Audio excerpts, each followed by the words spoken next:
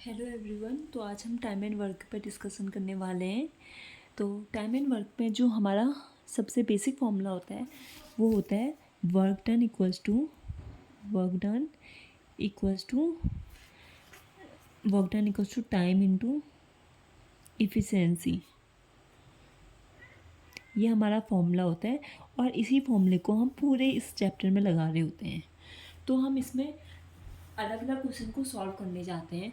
तो अलग अलग टाइप के क्वेश्चन होते हैं। तो हम स्टार्ट करते हैं, डायरेक्ट क्वेश्चन से स्टार्ट करते हैं।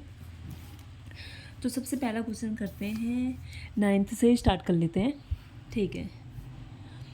ए and B can do a piece of work in 8 days। B और सी किसी काम को 12 दिन में करेंगे। A B C can complete the same work in 6 दिनों में कर लेते हैं।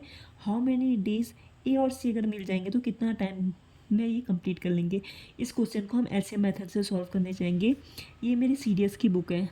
इसमें मतलब सीडीएस के क्वेश्चंस करवाने जा रही हूँ। सीडीएस के क्वेश्चन टफ लेवल में होते हैं क्योंकि मैंने देखा ना, मैंने इसके क्वेश्चन कुछ करे थे।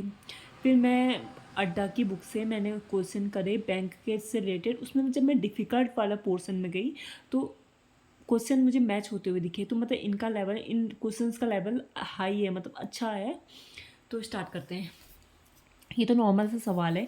ए और बी किसी काम को 8 दिन में कर रहे हैं। बी और सी किसी काम को 12 दिन में कर रहे हैं। और ए बी सी किसी काम को 6 दिन में कर रहे हैं। हमसे वो पूछ रहा है, ए और सी का हमसे वो पूछ रहा है। ठीक है।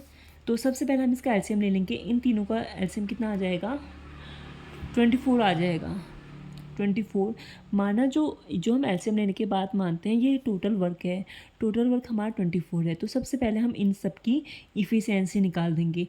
इफ़िशियंसी इस फॉर्मूले से लगेगी। पूरा टाइम एंड वर्क में यही फॉर्मूला लगता है, इससे ही रिलेटेड है सब कुछ।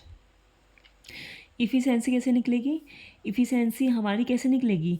अगर हम वर्क डन को टाइम से अगर डिवाइड कर देंगे तो हमारी इफ़िशियंसी निकल जाएगी। कैसे? मैंने बोल रही हूँ ना, work done equals to time into efficiency होता है।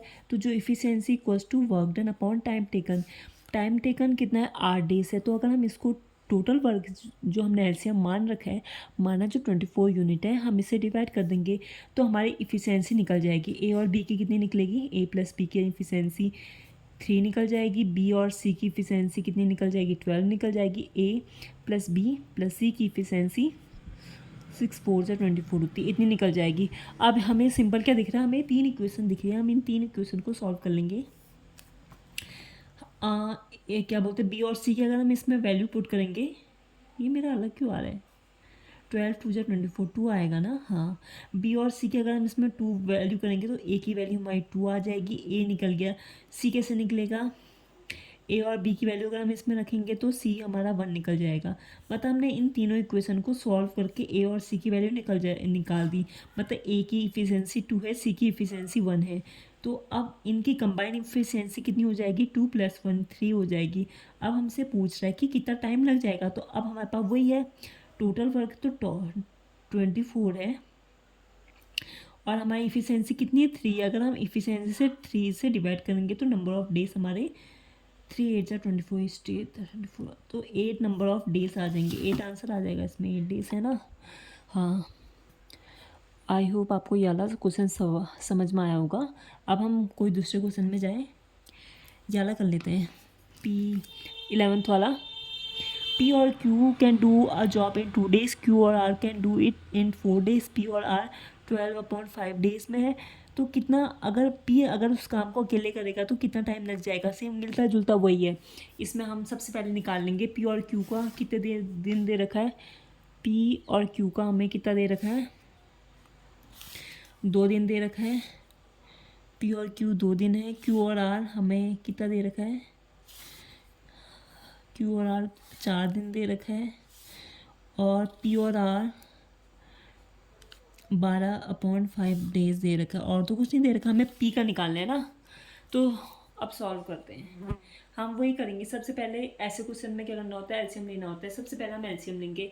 एलसीएम आपका कितना आ जाएगा? 12 आ जाएगा इन तीनों का एलसीएम। अब एलसीएम 12 आ गया, मतलब हम 12 यूनिट हमने काम मान लें कि 12 यूनिट हमारा काम है। एक मिनट। हाँ, अब थोड़ा साफ दिख रहा होगा। हाँ, ठीक है, या पहले ही कर ली थी ऐसा तो चलो कोई नहीं।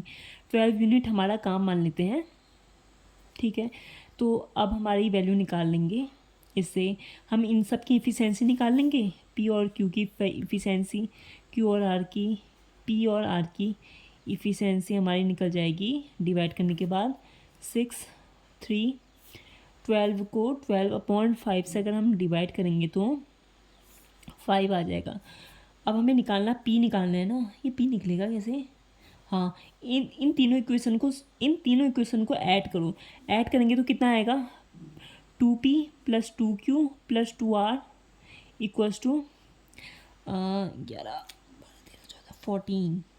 14 आ जाएगा ना, 9 और 5, हाँ ठीक है 14 आ गया। तो p + q + r equals to 7 आ जाएगा, 2 हमने डिवाइड में दे दिया। अब हमसे p का पूछ रहा है ना, q और r की वैल्यू 3 की वैल्यू इधर रख देंगे तो p की इफिशेंसी हमारी 4 आ गई। टोटल वर्क 12 है, 4 को इससे डिवाइड कर देंगे तो हमारे नंबर ऑफ डेज निकल जाएंगे, तो 3 दिन में ये कंप्लीट कर लेगा।